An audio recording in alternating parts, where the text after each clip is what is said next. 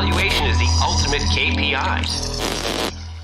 Hey there, welcome to the Valuations Podcast, brought to you by Truelytics, the premier business intelligence platform for the wealth management industry. My name is Mike Langford, and I'll be your host. And this is episode 4, and it's a really special one because we have our first ever guest from outside of the Truelytics organization on the show today. So what you'll be hearing is me interviewing a gentleman by the name of Shane Morrow. He is one of the founders and managing partner and director of investments at IronBridge Wealth Counsel. He's based here in Austin, Texas, but they have offices in Boca Raton, Scottsdale, and I want to say there's one other office there. You'll hear him mention the other office location in the podcast towards the end, near the end of our conversation there. One little word of patience, I guess, is the right way to say. Please have a little bit of patience while you're listening to this podcast, because we did record this episode at a restaurant over drinks, so you will hear some background noise, and you'll actually get to hear a baby who decided that he or she wanted to announce his or her presence towards the end of the podcast there. But it's very manageable. Sound quality is really good. You'll just hear some background noise there.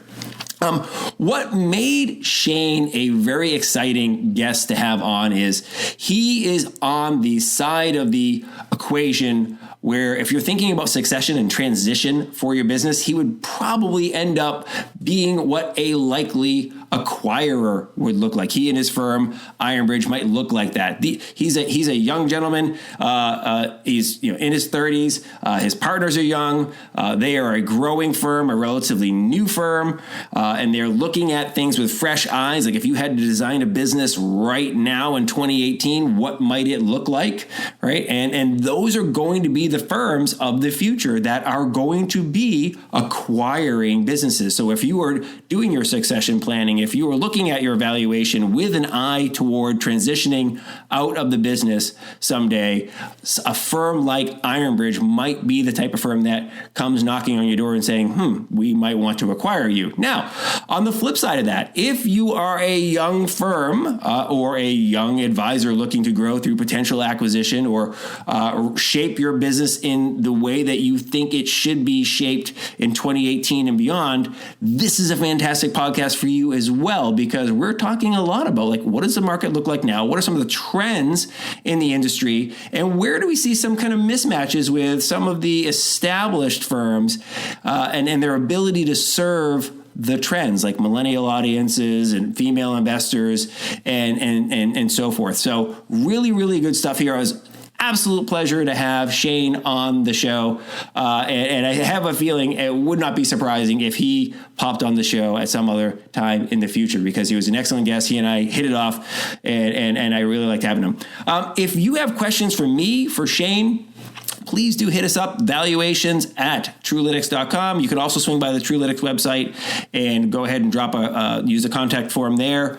Or you can also ping us on social, right? Twitter, LinkedIn, and Facebook. You'll find Truelytics there really easily. We're very responsive, on those social networks. So feel free to hit us up. Okay. Well, without further ado, let's dive in. Here we go. Let's do it.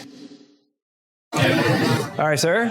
Shane Morrow, welcome to the podcast. I'm really excited to have you. Mike, thanks for having me. So thanks for coming out. This is great. So we are just going to let everybody know, if you hear a little bit of clinking in the background, we are having a couple of beers for this podcast, which is, this might be a trend. It's fun. I used to have a thing where I don't drink at lunch. This is going back like 15 years ago. Like, I don't drink at lunch. And then I did this show called Nom X3, which was a lunch show where we went out and filmed ourselves eating lunch. And at first, we didn't have beers on the show. And then sure enough, my co-host Jeff ordered beers, and it became a function of the show. So starting a trend. It happens, right? It's Friday. So we're having some recreational beverages while we have the show. Again, welcome to the show, Shane. Really excited. I thought we'd kind of kick it off by you just kind of chatting about how IronBridge, your IronBridge Wealth Counsel journey, like how you came to be starting the company, number one, and the journey that brought you to kind of some of the assumptions that are baked into what you see as kind of a new brand of wealth management firm. Sure. No, Well, so I'll give you I guess the quick and dirty in the evolution of IronBridge. And I think part of it started in my undergrad. So I was an economics major at Amherst College, which is relatively impractical in terms of a major. But what it really taught me is critical thinking. You go to liberal arts school, as I did, in a small, highly competitive environment. You learn pretty quickly that if you don't take disparative ideas and boil them down to the essence of what they intrinsically are trying to convey, you're going to get left behind pretty quickly. So it served as a really good foundation in terms of what I see in the investment advisory world is a industry in flux or in evolution, and we're taking a lot of different components from technology, business management, financial services traditionally, and blending them into the future of what that becomes. So I would say my background in critical thinking and liberal arts really helped with that perspective. But after college, about a week after, I started an institutional consulting firm focused on private wealth, high net worth, and smaller institutions. Smaller shop. We ran about $2 billion of assets under consultation and really cut my teeth there from working my way up as an analyst all the way to I was a director of investment consulting in charge of the firm-wide asset allocation decisions at probably an age that I wouldn't have at a larger firm, which was great because I got firsthand experience sitting across the table from high net worth individuals who thought I was probably younger than their grandson at the time, because I was, and talking to them about their hard-earned life savings. So it's great to see the technical side and get that experience, and then also the human side, which is, at the end of the day, probably the most important part. And it took me a while in that evolution to realize being the smartest guy in the room doesn't always win the day. You have to connect with someone across the table and relate, and it took me a number of years to really have that set in. So after that, I left after about 10 years for various reasons and went to New York City, worked with a Fortune 100 company and helped them build out their investment wealth management platform. So I got to see more of the technology build out, the tech stack, I guess you would say, the implementation, how it's utilized in the field force across a wide range of advisor business models, et cetera. And also had a great 2 years in New York City and realized corporate world wasn't for me. Yeah. So a learning lesson in a lot of different areas. Had an opportunity to come down to Austin, spend about a year or so in an institutional fixed income firm here down here, learning and got a really good education on institutional liability management, meaning how do pensions, endowments, hospital operating accounts work in a very academic way to manage a set stream of liabilities. Yeah. So I look at those three different, I would say, stops along the way as my residency in this industry, and really got hands-on experience along the way to really come to the conclusion that at the end of the day, I have an entrepreneurial nature, and I wanted to do things the way I envisioned, or at least if I was going to fail, I was going to fail on my terms. So I was fortunate enough to kind of partner up with a couple of my old colleagues, and we started IronBridge with the knowledge that we wanted to build a practice that was an advocate for our clients. We wanted to do things the right way, have a very strong academic and institutional background, but be able to deliver to, I would say, the private wealth client, which I saw as a giant gap in terms of the industry. That's really interesting. You mentioned something kind of early at the early part of that introduction for yourself. Early in your career, you had to learn to relate to people, and it's funny. That's like something I bang the drum on that like all the time with people. Like, look, for the most part, there's most of the financial products are commodities, right? Like if you think you have a unique portfolio, you're probably not all that unique, right? Everybody has access to the same. Or ignorant. Right, exactly. Everybody has access to the same stocks, bonds, and mutual funds, by and large. Most of the financial modeling stuff has been around for a while, and people, everybody has access to it. Right. When a client decides to do business with you, they're choosing you, right? They decided they relate to you, like they can tell you care about them. Right. It's interesting. It kind of bridges my next topic.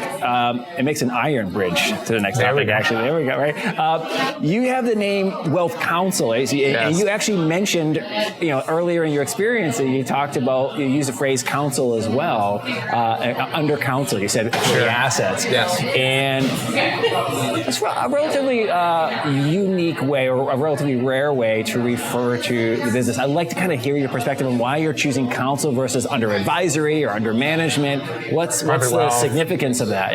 Yeah, so part of it's tied into the significance of the name IronBridge.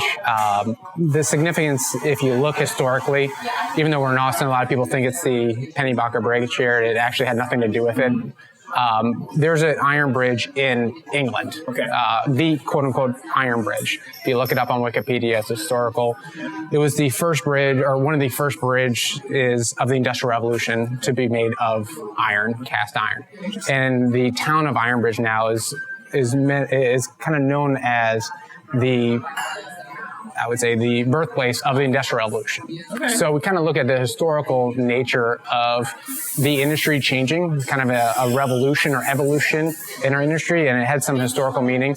I didn't want to be, Morrow Financial or et cetera. I wanted to have a lasting name, historic name. You go through all the Latin names and all that other stuff. But it had a great name to it. There's a professional connection of kind of bridge building, connecting to the future. The idea you need to build something structurally sound enough, yet flexible and dynamic to move with nature. And then there was a personal meaning for myself and a couple of my partners who have done Ironman. So a bunch of them have done actual Ironman races. So there's you couldn't use Ironman without getting sued into oblivion, right? Exactly. Yeah, it's become now the Ironman. No tattoos on it, but yeah, we've done a bunch of Ironman races. So when you look at that and you look at counsel, which is more of a traditional British way of looking at a lawyer or providing advice, it's just fit naturally because what we wanted to do is be known first and foremost for providing advice and being advocates for our clients. The product sale, all that other stuff, which is what our industry is known for, is so much further down the line. And we really wanted to be known first and foremost as someone can look across the table and know they're getting really great objective advice, regardless of what the implementation is. So that it was more of kind of a personal branding that we wanted to separate ourselves from the industry on. That's fantastic. I love it. So it's interesting. I love that in your story as well.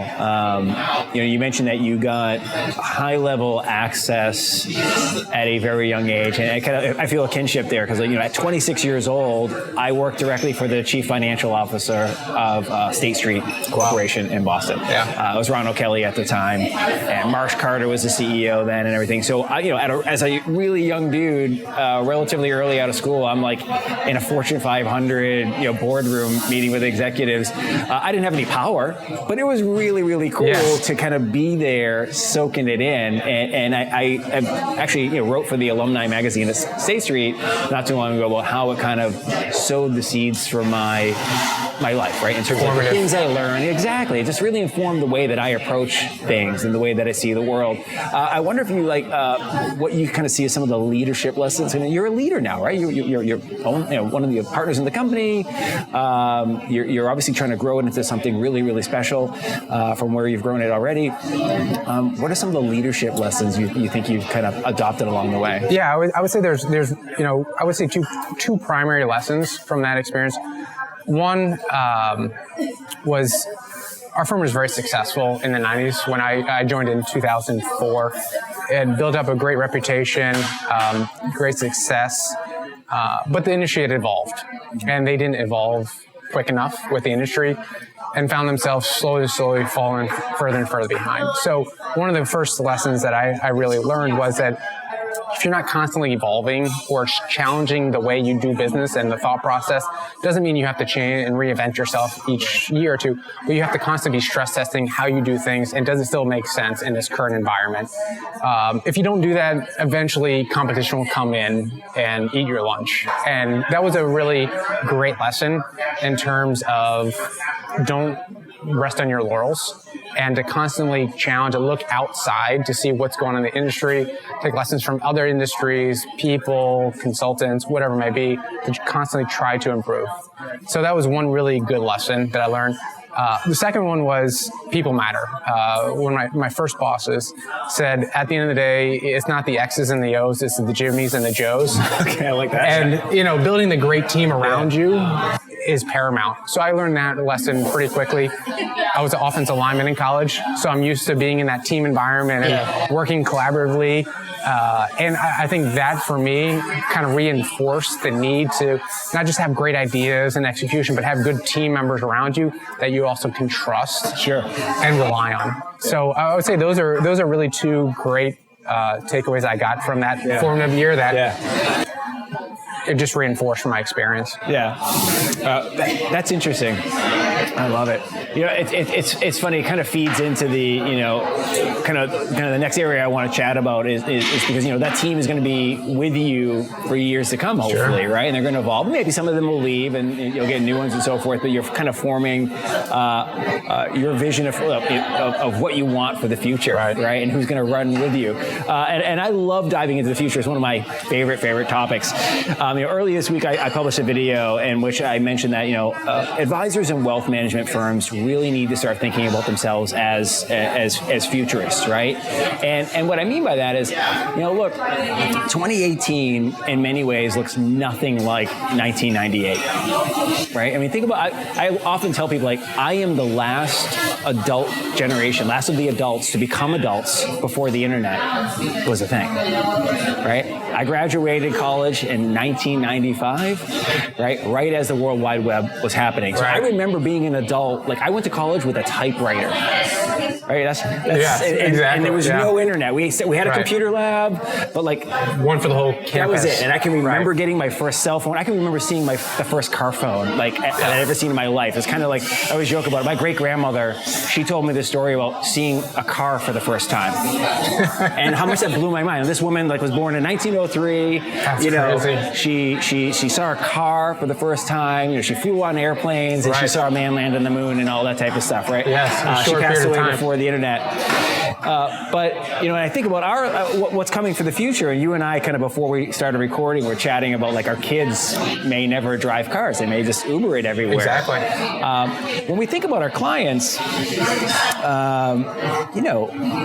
their lives are going to be different. Their children's lives are going to be different, and the pace of change is happening rapidly. So when we look at 2038, 2048, which is probably in the timeline of your clients, especially if you got millennial clients. I know. Things are going to be different there. So you and I were kind of riffing the other day about some of the things that you see, and you had some thoughts that I hadn't thought about, but I thought maybe we could dive into them. Yeah, I think that's a great area because I think at the end of the day, I listened to that video. If anyone hasn't, it's a great video. This is something that advisors should think about. Because I look at, to your original point about lessons I learned from my prior company, if you're not thinking about those things, someone else is. Sure. And you need to at least understand kind of what the landscape is and how it's changing. I think it's going to be really interesting over the next 10, 15, 20 years because I think we're kind of on the cusp. I look at the financial services industry as so far behind in technological adoption that there's so much potential and so much change that could happen in a small window to get caught up with other industries, let's say. I think part of it is going to be a greater separation of advisors that fully adopt and utilize technology to the best that it can be. I don't mean that robots are going to replace humans and, this whole doom and gloom that advisors aren't going to exist. I think a lot of advisors won't be replaced, but they have a good enough relationship with the clients that they may not leave, but they probably won't be replaced. But those advisors that can really leverage the technology as the world changes as quickly as it has been, I think what we're going to see is more financial metrics and data are going to be more like a Fitbit per se, or health metric tracking, where you're going to get real-time data on a frequent basis that's going to track how you're progressing to certain defined goals.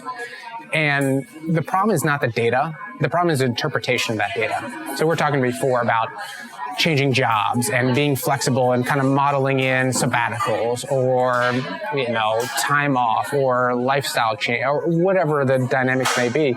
And I think those things will happen at a more frequent basis.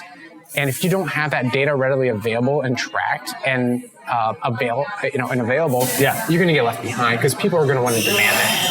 You're going to want to demand real-time information, not just on what my heart rate is or what my weight is or my sleep patterns, but also on my financial success or the probability of financial success. Sure. And it's going to be much more dynamic. And the role of the advisor I see in that place is not necessarily plugging in the data on Excel spreadsheets, but it's the interpretation of that data. I look at the healthcare world as a similar maybe story where a doctor's not going in there and doing your blood pressure. He's coming in after that stuff tracked and interpreting that for what does it mean for your lifestyle needs. How do you need to change your healthcare, what medicine you need to go on, whatever it may be. So it's more an interpretation of the data and leveraging technology so that you can give people more live, dynamic, thoughtful advice on how they should make those decisions given that data set. It's interesting you mentioned the doctor parallel. I remember, this might have been about 10 years ago, when I went into a doctor, because we were still living in Massachusetts, so I went into my primary care doctor, and he came in and he had one of those convertible laptops that turns into a tablet at the time. And that was before the iPad, I think, even existed. And I was thrilled. I was like, finally, somebody isn't just like making stuff up. Right? He's actually consulting data. He's looking at, and some of the answers he would give you when you had a question, a health question about something, you're like, I'm pretty sure that's coming from WebMD. Like he's actually consulting it. Like he's actually looking it up. But I'm like, well, that's good. Because one of the biggest challenges, I actually read articles about this, like a lot of physicians, the older they get, the further they are away from the research and the news. Because you've been out of medical school for 30 years. You get comfortable. Yeah, you just forgot about it, right? So you're just kind of set in your ways. And so having extra tools, having the tech isn't going to necessarily replace the advisor. It's actually going to augment and make them more effective and adaptive, right? Well, look at something that's going on right now, the World Series. Look at baseball. Yeah. You think about Billy Ball, Billy Bean in the A's, with the movie with Brad Pitt. Yeah, Moneyball, Moneyball, right? He didn't GM still exists, but now they have data sets, they have information, they have things that they can make more educated decisions on how to win baseball games. And I look at that to a certain degree as the role of advisor is to help put on the field or position clients as best as possible for success, however they define it. But we need the data and the information that is going to be more and more real time to make those judgment calls. Right, and it's funny. Pull that back to the whole purpose of Truelytics and the valuations podcast, right? It's that's the goal for Truelytics is like, hey, look, how do you know if the things that you're doing in your business or your individual practice are increasing the value or adding value, or they're detrimental, or just helping you kind of keep afloat, right? Everything you do to your business will either increase the value of the business or potentially decrease the value of business, right? And so having some benchmarking in there to look at other comps, if you will, right? Other advisors and wealth management firms that look like yours in terms of AUM and structure and so forth. And then having the ability to track the changes that you implement over time. That helps you manage your business. One of the most basic things about dieting or health, right, is that what gets tracked gets improved. And so if you don't know what that data is, how do you know how to allocate time, resources? So maybe this is a generational issue, but I'm so used to being inundated with data and information that it's weird in the financial service industry. There's not more of that. And I think what you're potentially going to see, to your point about valuation metrics and tracking, is that there's going to be a divergence in the advisor world where you're going to see people that I look at the advisor world as almost two separate groups of people. Maybe this is an oversimplification. You have salespeople that happen to be in the financial service industry and advisors that happen to have a business or think they have a business. And you have business people that are in the business of financial service. And I think those are potential, people look at it as semantics, but those are fundamentally different mindsets. The one guy looks on his, commission run or his GDC payout or whatever it may be and says, hey, I made top line of X, I paid out my staff Y, and my take home is Z. And that's what they look as their profit. They don't look at, or their take home, they don't look at it as, well, my salary baked in on a competitive basis is Y, and then the rest is profit distribution. And think about it from a business owner, because when they look at things like hiring, staffing, allocation of capital, they're all looking at that as, that's just going to detract from my take home. they're not looking at how does that increase or decrease my intrinsic value of my business. Right. If you're not tracking the valuation of the business, how do you know those decisions, how they can impact and model it into the system? Yeah, I love that. You mentioned it's a simplification, of course, but I love that you brought that up. That some people are basically salespeople, kind of looking at what's their take-home commission check, and then other people are building a legit business. And it's true. I say all the time, you got to look at many of the advisors who may be listening to this, or the practice managers who are listening to this. Many of them got their start when they were still called stockbrokers, right? And they were given a list of names, or insurance salespeople, and they would just, here's a list of names to call, right? Or you go to get a list, and you start dialing for dollars, right? You start calling on people in person, and so as a result, they grew up being sales guys or gals. Most of them are dudes. That's just reality.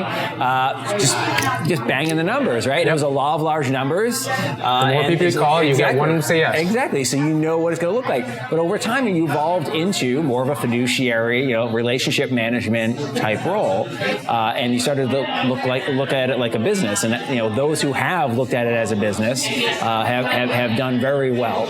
And it's not to say you can't do well as a sales. No, it's a great living. It's a great lifestyle. Yeah. What my personal beef is that you go to conferences and you hear all about these people that want to be looked at as business owners and one big trade, working with business owners and succession planning.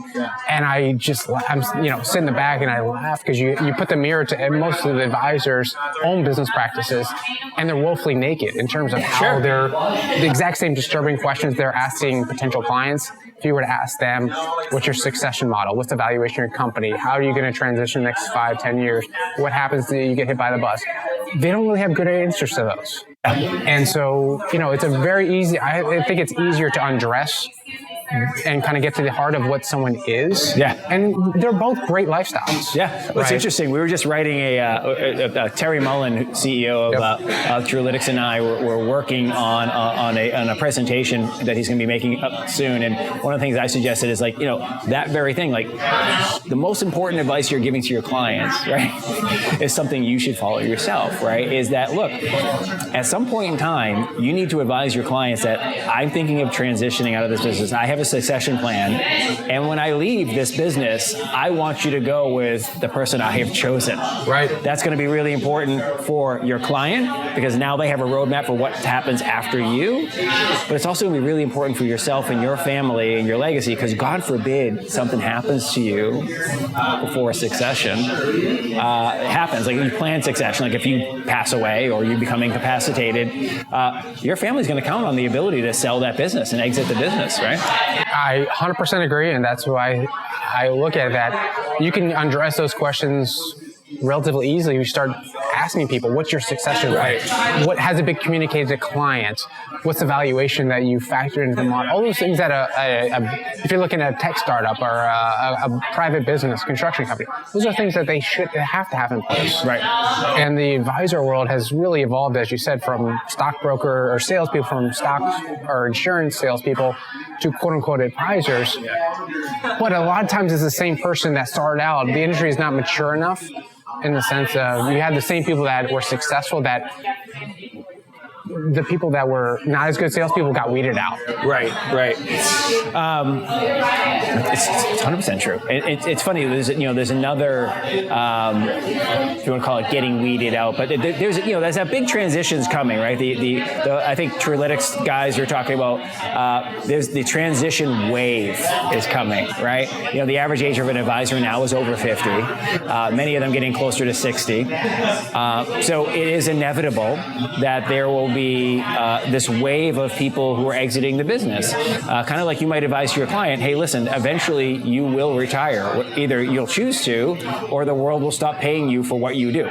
Or you go out horizontally or you go out vertically. Right, it's going to happen. Either you die or you. Yeah, and you and I were chatting on the phone, and you mentioned something. It was funny. You did it unsolicited, and I was like, 100%. I've actually beaten this drum. That it's not a seller's market, right? And on the Truelytics side, we talk about about, look, it's always the buyer drives valuation, right? Because you are worth what somebody's willing to pay you based on your business. It's just that's what stock economics is worth. 101. Well, it's what stocks. People always get mad at the guys who are chartists, if you will, and they're like, look, it's just that the price is baked in. The price assumes all known information. Yes. The price is the price. It's whatever somebody's willing to pay for you. But you had some really interesting thoughts on why you believe it's not a seller's market. So there's a couple of, maybe going back to my economics degree, I think you look at the industry, and anytime there's asymmetric information, the person with that information has more of the power. Sure. And companies like Truelytics and the democratization of information now has made that information more widely available. And you look at a lot of firms, they're talking about valuation metrics and things you need to factor in. And the power is not as much in the hands of the seller as it was now because the information's out there. So that's one thing in that, you have a more symmetric information set.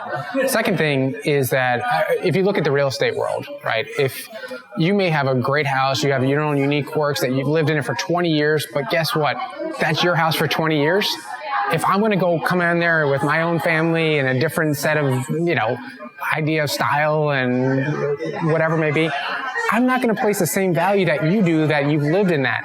So I think to a certain degree, the advisor world has gone from, it's a very idiosyncratic, almost residential market where we need to move to more of the commercial real estate world, where there's benchmarking, there's set parameters. And at the end of the day, you may love that, sconce and all the other setup in the house, but I don't really like it.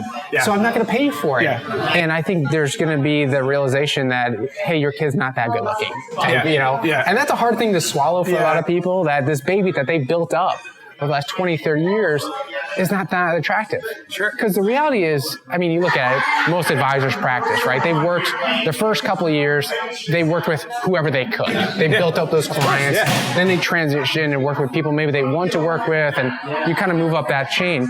And the reality is they probably have still a lot of those initial clients that just because they've been there. So if I'm coming in as a buyer, I'm going to look at your practice and say, great, there's about 60 to 70% of this practice that I think is very attractive. There's a component of it that's worth zero to me because frankly, it's not that appealing. It doesn't fit my business model, culture, whatever it may be. So why am I going to pay you a generic high level, 2 times revenue or whatever you pulled out of the sky for this revenue stream that I don't think is worth that, because you start to look down into the different rooms, they're not really that well put together. Right. So that's why I think there's a lot of hoopla at conferences, and I sit back and I just disagree because there's not that many buyers. Yeah. There's not that many legitimate, let me clarify, not that many legitimate buyers. Sure. Well, it's not only there's not that many buyers, because it's funny, I saw a stat, I'm doing a little research or something I'm writing, and it was like, last year there was 178 RIA deals, like sales. Like 178 is not a really large number. No. Especially when you're in a country with 330 million people. Right. It's not that many business sales. So that's really interesting. That's fascinating. It's when you're going on the house thing. My wife and I just saw a house come on the market on a street that we like in River Place, and we're considering a move in the next year. So we're kind of really keeping an eye on everything that's in there. And it's this gorgeous house. It has curb appeal for days. It just looks like, I wanted to see what that house looks like on the inside. And you look at it, whoever lived in this house, so it almost looks like a French chateau on the outside. It's like, this Georgian colonial. It looks really pretty. Like just the landscaping on the front looks amazing. And you go inside and they tried to turn it into this like ultra modern, like shiny brand new tile floors throughout the, it looks nothing like the style of the house. And it's one of those, like, my wife and I turned to each other, like, I would offer them $100,000 less for that house because I'm going to have to rip out every single floor in that house. And 100% agree. You talk to most advisors and it looks great from them on stage getting their awards. When you peel back the onion, they're not efficiently run. They don't have systems and processes in place that are repeatable. It's really about them, and there's just personally, I think there's just way too much ego in our industry. Yeah. And it's just a matter of if there is a bear market, if there is a slowdown, people will become more and more desperate because 65-year-old advisors don't want to go through 2008 again in terms of having to call clients, keep things in place. And I think there's going to be a smaller and smaller window for them to monetize out. And at some point, supply demand takes into effect. And that's why I just don't personally think it's a seller's market.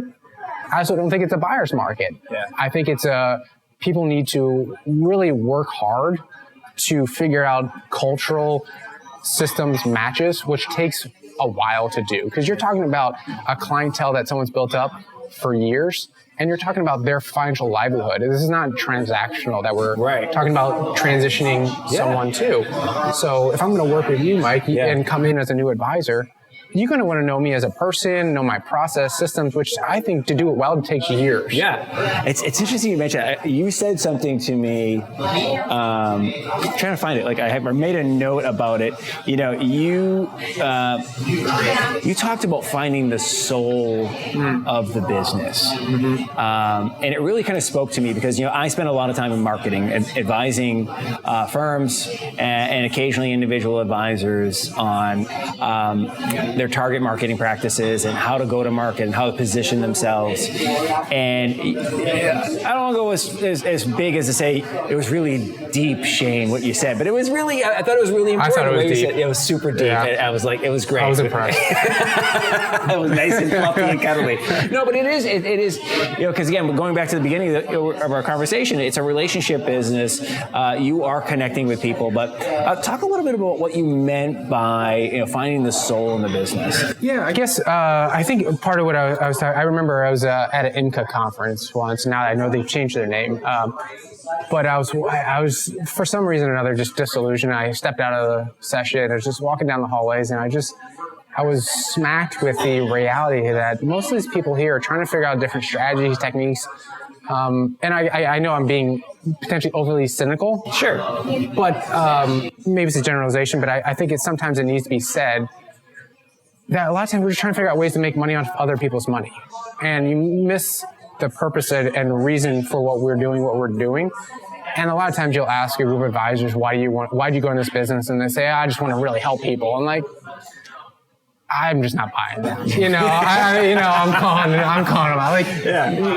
I don't know. You responded to an ad that said basically, if you can flog a mirror, come here. We'll teach you how to make money in the stock market. Right. And I get it. Everyone's a salesperson. My father, maybe I'm different because I grew up in a law enforcement household. My father's a DE agent, and I grew up watching him, arrest bad people. Okay. And going into this business, I had this really hard time saying, I don't want to do sales. And he said, listen, at the end of the day, everyone's a salesperson. I'm going out there and buying drugs from a drug dealer. I'm convincing him that I can do certain things and things like that. So there's a sales component that you have to have in every business. So I acknowledge that.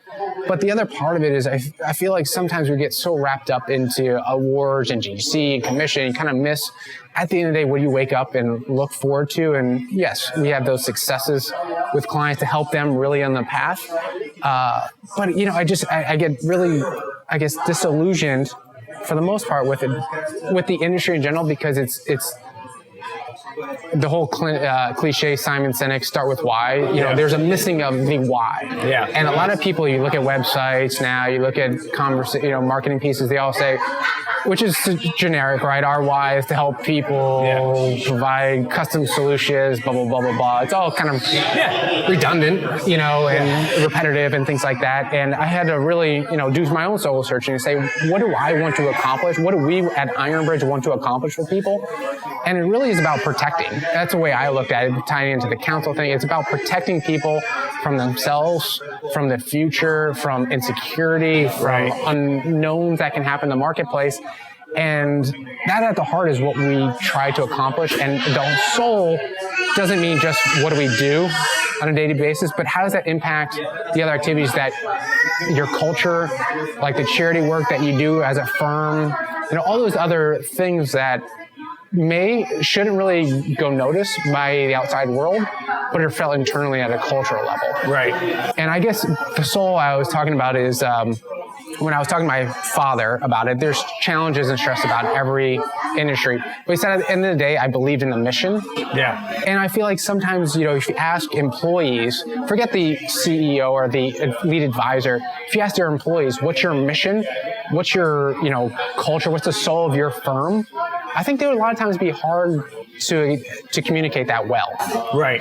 And I think that's part of what I meant by the lack of the soul, is that you look internally at how people treat their staff, their employees, their partners, that's the most important thing. And then that outwardly gets communicated to the clients, and people see that. You know, the whole Southwest model. Our employees come first type thing. And I think that's what I meant by the soul, is that you need to really focus on building the culture internally first and foremost, because that's gonna transcend all those different aspects of how you talk with clients, how you communicate, how you steer them when things are tough, or how you present things and things like that. So that's great. It's interesting. It's funny. I'll have to talk. I almost feel like we need to tell the Trulytics guys, like, hey, build in a employee satisfaction score into the valuation, right? For firms, because it actually does matter, right? 100%. Especially if you come to a point of succession. If you're buying a firm, you're not just buying assets, right? You're bringing this team on because you're hoping that the relationships continue. That's actually a really good point. So if you guys are paying attention, hopefully you're listening to your own podcast. That should be a discount. That will, if I put my nerdy hat on, that's going to affect the discount rate 100%. either up or down, depending on how stable it is. But if you knew, hey, some sort of anonymous 360 review of like how happy are you here and all that type of stuff. If you're buying a happy business, you're going to buy something really good. That's fantastic. So Shane, we're coming to the end of things here. Really quick, in a couple of a minute or so.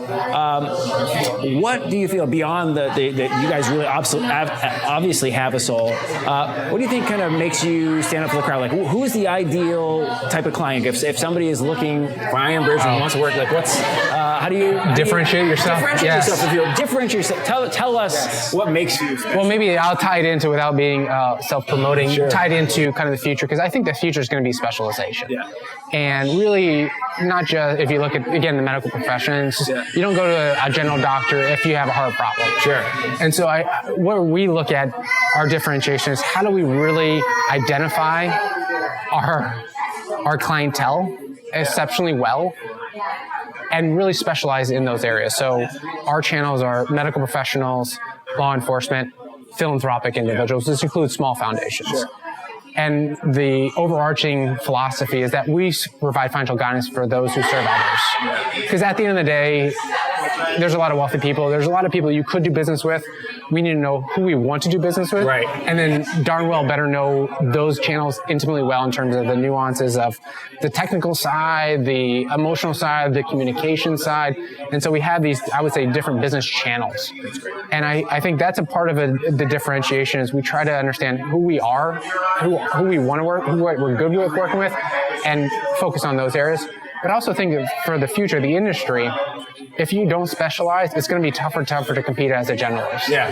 And I look at, if you were to really look at the future, I could foresee more and more of these roll-ups building on these different silos in terms of business channels. And I think that's a great opportunity for people that are looking to get bought, or at some point you build this channel, because there may be a big RIA roll-up that's looking for a focus in dentist, or a focus in who knows what, right? And so teachers. And so that's a great way for them to creatively add value to there as a firm and leverage the infrastructure they've built, and then ultimately have a unique kind of business channel. So I think you're spot on that. I mean, I tell clients all the time, like, look, you need to have a target market, and you have to articulate, speak their language, number one, right? So, I mean, I call my clients, so do you, right? But other people call their clients customers. Accounts, sometimes users, right? If they're in the software business, and sometimes, guests and so forth. And so there's usually some specific language. There's things that are unique about the industry in terms of tenure and career progression. There's things that are unique in terms of stock option grants and the like, and their retirement plan structure. So the more you know about your client, the more specialized you are in the nuances of serving that client, and you can pitch yourself in, hey, we uniquely serve this client, or clients like this. You're going to be spot on in terms of your business. So in closing here, how can people find you and more about IronBridge? What's the best way to reach out to you? People are absolutely going to want to talk to you, I'm sure. Well, we have a website. It's ironbridgewc.com. We have a Twitter page, IronBridge Info, at IronBridge Info, and then obviously on LinkedIn. So are the three. If you have to go to Facebook. There you go. We'll find you. Okay. Yeah, so we're out there, and I have a bunch of partners. We have an office in Scottsdale, Austin, Florida, and Farmington, New Mexico. So all terrible places, apparently. Sounds like just places that people don't like to visit. I went to school in Western Massachusetts, and I'm done with the winters. That's what I say. I always say, like, hey, listen, winter is a nice place to visit. There's planes that we can go visit those places. That's really funny. Well, this has been fantastic. fantastic. Thank you so much for being on the podcast. Thank you for having me. I appreciate it. Appreciate Thanks, it. Mike. All right. Thanks again. All righty. All right, brother. All right, that was awesome, just like I promised, right? And by the way, how awesome was that baby towards the end there? Again, thank you very much for joining us. If you have questions or you want to see us cover other topics or have specific guests on the show, or if you want to be a guest on the show, love to chat with you. Hit us up, valuations@truelytics.com is the email address, or as I mentioned earlier, on Twitter, on LinkedIn, on Facebook. Follow us, like us, hit us up with some mentions. Love to talk to you there. And by the way, if you are not subscribed to the Truelytics newsletter, make sure you get to truelytics.com and subscribe because, it's free and it is awesome. All right. Thank you again. And I hope you have a wonderful week. We'll talk to you soon. Bye.